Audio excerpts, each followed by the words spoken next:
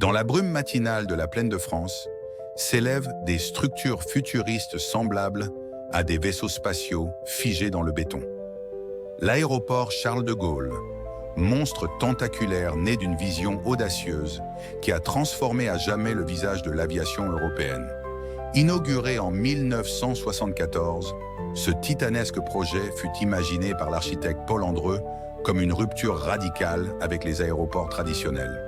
Son symbole le plus emblématique, le terminal circulaire avec ses satellites en étoile, évoque un poulpe gigantesque dont les tentacules embrassent les avions. Cette conception révolutionnaire cachait une ambition technique folle, créer un flux de passagers ininterrompu dans une architecture modulaire infiniment extensible. Avec plus de 480 000 vols annuels en période normale, CDG est une ruche aérienne en perpétuelle activité. Les États-Unis représentent la destination la plus sollicitée, drainant près d'un quart du trafic long courrier, tandis que la Moldavie reste étonnamment la destination la moins desservie, avec seulement quelques vols hebdomadaires, créant un contraste saisissant entre les axes majeurs et mineurs de cette plateforme mondiale. Le secret le mieux gardé de Roissy est son réseau souterrain labyrinthique.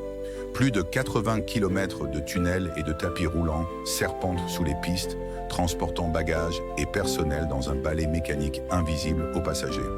Certains corridors, jamais cartographiés publiquement, mènent à des installations sécurisées où transitent des cargaisons ultra-sensibles. L'aéroport dissimule aussi une histoire technique fascinante.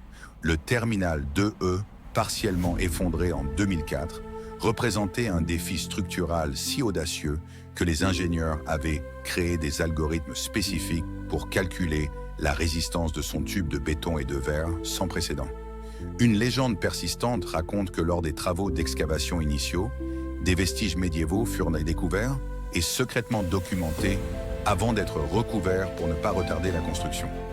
Plus étonnant encore, l'aéroport possède sa propre morgue ultramoderne, baptisée « Zone d'attente spéciale », où transitent chaque année plusieurs centaines de dépouilles en correspondance internationale. Cathédrale moderne du voyage global, Charles de Gaulle reste cette créature architecturale étrange et fascinante, à la fois porte d'entrée vers le monde et symbole d'une France projetée vers le futur, un labyrinthe de verre, d'acier et de béton, où convergent chaque jour des milliers de destins.